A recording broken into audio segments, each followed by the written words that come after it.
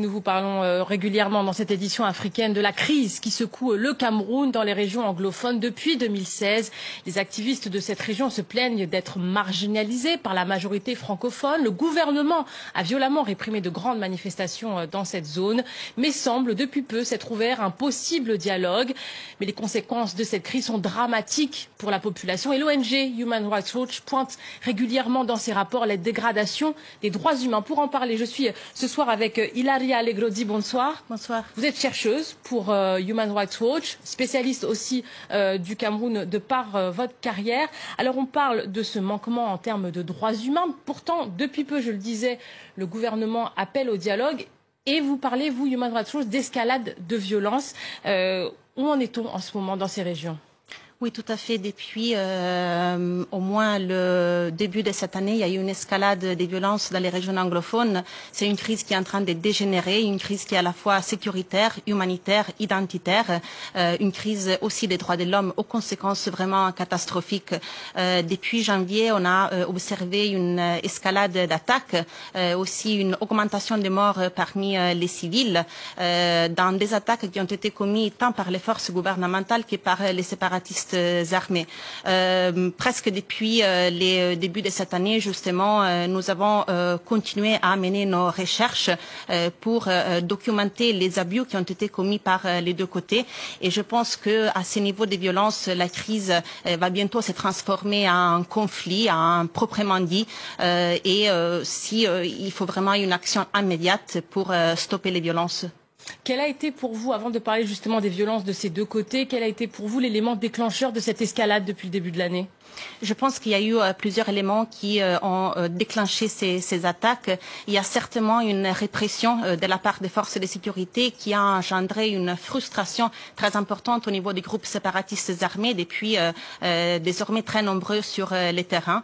Tant les forces de sécurité que les séparatistes commettent des attaques, des abus et il y a un cycle de violence, des vraies représailles. Et les victimes sont les civils qui se trouvent pris dans les deux feux et qui sont victimes des abus de deux côtés. Justement, est-ce que vous pouvez nous donner des exemples de ces manquements en droits humains qui viennent du côté gouvernement et côté séparatiste ? Oui, justement, je pense qu'il est très important de souligner cet aspect des violences qui viennent des deux côtés, des civils qui sont pris entre les deux feux.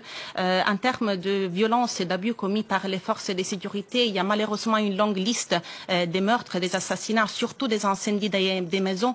Et je voudrais citer un exemple qui était justement dans notre dernier rapport, qui était récemment publié et qui dénonce l'incendie, la destruction des centaines de maisons dans la ville de Kumbo, une des villes qui est dans le nord-ouest et qui a été parmi les villes les plus affectées par la violence. Nous avons pu interroger des victimes, des témoins qui nous ont raconté comment les forces de sécurité ont attaqué leurs maisons dans une opération de vraies représailles contre les civils accusés d'être des collaborateurs ou d'abriter secrètement des séparatistes armés.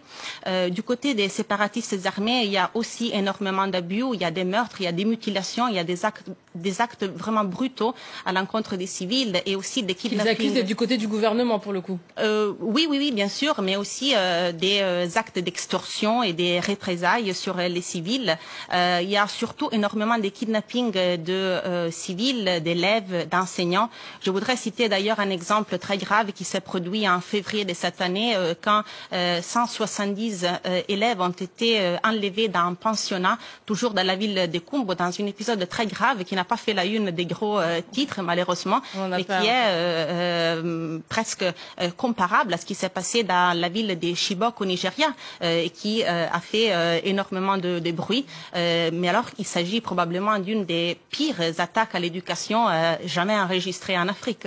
Merci d'être là en tout cas pour le dire. Et vous, Hilaria Allegro-Di, vous êtes dans le tourment de cette crise parce que je disais, vous êtes spécialiste du Cameroun, mais on vous a refusé l'entrée dans le pays le mois dernier parce que vous y alliez pour faire un rapport. Les autorités camerounaises vous ont interdit d'entrer dans le pays. Comment est-ce que vous analysez cette interdiction ?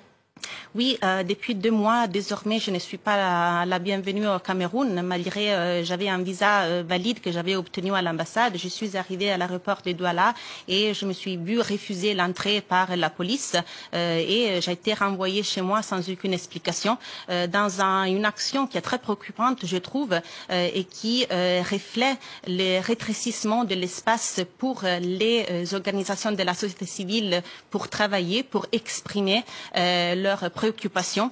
Je pense aussi que c'est un pas en arrière pour le Cameroun et nous disons aux autorités camerounaises que ce n'est pas en empêchant les organisations des droits de l'homme, nationales et internationales, de travailler, de rentrer dans le pays qui vont essayer de résoudre la crise. Au contraire, je pense qu'en les laissant travailler, opérer sans entrave, il montrerait qu'il prend les droits de l'homme au sérieux, comme souvent il déclare dans des communiqués publics.